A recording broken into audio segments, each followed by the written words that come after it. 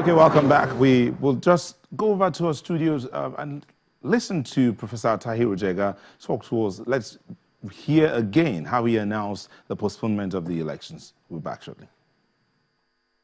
No matter the extent of INEC's preparedness, therefore, if the security of personnel, voters, election observers, and election materials cannot be guaranteed, the life of innocent young men and women, as well as prospects for free, fair, credible, and peaceful elections would be greatly jeopardized. Consequently, the Commission has decided to reschedule the 2015 general elections thus. The national elections, i.e. Presidential and National Assembly, are now to hold on March 28, 2015. While the state elections, governorship and state assembly are to hold on April 11, 2015. It should be noted that this rescheduling falls within the constitutional framework for the conduct of the elections, notably Section 76, subsection 2, Section 116, subsection 2, Section 132, subsection 2, and Section 178, subsection 2. Professor Tahiru Jega making that announcement. Let's come back to here. Colonel Dari, as a former director of Army Legal Services, you're now into private security consultations. What are the security implications of this announcement by Professor Jega? Well, Professor Jega has hinged his decision on the report from the security chiefs. And my take is when something borders on security, we have to take it seriously. So some security implications here is that you find out that the polity is already heated and people are already running short of, tempers. Emotions are high, so there's a lot of pressure again on even the security agencies themselves. But if you ask me, for example, during the bombing of the Twin Towers in the U.S. in New York. Elections we are going to hold, but they had to postpone the elections. And these are security issues too. Okay. So I think that if it's for security reasons, we might as well just be patient, and this will come to pass. This will come to pass. Okay, well, let's just go over to the news studios where Ayatunde is standing by to give us an update on the headlines. Hello, Ayo. Hello, Nelta. Thanks for bringing me in. Of course, the headlines, a whole lot has been happening around the country. I serve you right now. Former President Olusegun Obasanjo has accused President Goodluck Jonathan of postponing the 2015 general elections because of what he describes as the president's desperation to win the polls. Chief Obasanjo was speaking in Abeokuta while fielding questions from journalists at his hilltop mansion in the Ogun State capital.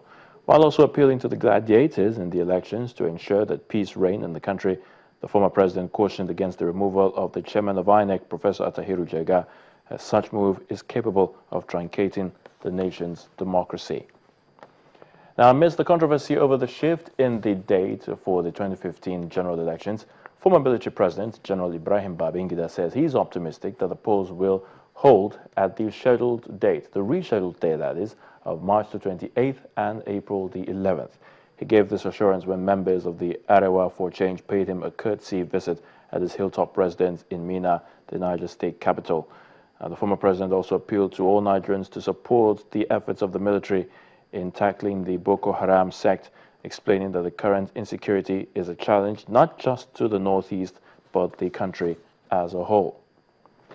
Meanwhile, efforts at ensuring a violence-free general elections are continuing across the country, and this time in Ekiti State. All political parties have signed a peace pact ahead of the polls in March and April. Now, the Assistant Inspector General of Police, Zone 8, Christopher Dega, who represented the Inspector General of Police, Suleiman Abba, said the idea is to drive home the point that everyone must work towards a hitch-free elections. He also advised the supporters of all political parties to respect the peace accord. And former Chadian President Hissène Habré will face trial in Senegal for alleged war crimes, torture, and crimes against humanity. Now, judges at the Extraordinary African Chamber say there is sufficient evidence against him. The court was set up by Senegal and the African Union to try the former leader after his arrest in 2013. Now, the 72-year-old is accused of thousands of political killings during his 1982 to 1990 presidency, which ended when he was deposed by the current Chadian president, Idriss Déby. And those are the news headlines. It's still Nigeria 2015. Nyota, it's back to you now.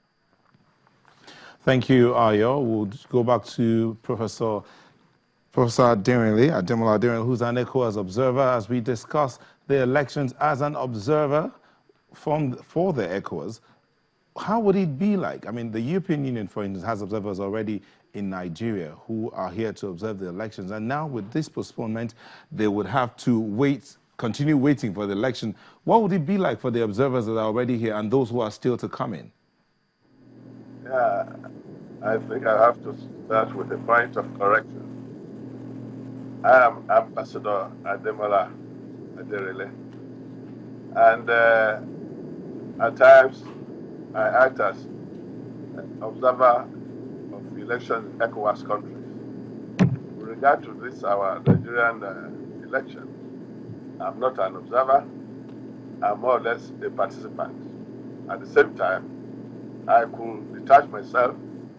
I will be watching the election on the 28th March, how it goes on. As I mentioned earlier, why there's focus on Nigeria is because of Nigeria's geopolitical importance within this West African sub-region and the African region in general. And the international community is looking on Nigeria as a future economic giant of Africa, just as China is the economic giant of Asia. So with these potentials, every well-meaning country in the world will wish to support Nigeria and will wish Nigeria to be successful with this election. And watching the preparation and against the backdrop of my experience as an election observer in various countries, I think Nigeria's election is on course. I have not seen any reason why we should doubt that the election will not be held. Even the Northeastern insurgency cannot stop Nigerian election from being held. At worst, maybe it could make some places to be inaccessible for the electoral officers and observers. So I believe very strongly that with our experience as a nation, with the type of organization we call INEC, which is a very independent body, and she has been demonstrating her independence even right now, I think everything is okay, that it will be okay, and that we'll hold a very successful election. All right, thank you very much, Ambassador Ademola Aderinle, ECOWAS observer. Thank you for speaking with us on Nigeria 2015. Thank you. Thank you. All right, let's come back to the studio here. Well, Mr. Ido, I do have some mails that are coming in from some of the viewers. Engineer Tony Ogunsoya says, I want to mention that PVC for all of us in polling unit 24/10/05/30 that registered in 2011 have still not been printed. And he says, I was at the INEC office in Ojokoro last Thursday and was told they are still being inspected from Abuja. I'll be amazed. I mean, that any card from 2011 is not in the polling unit. Incidentally, he did not mention the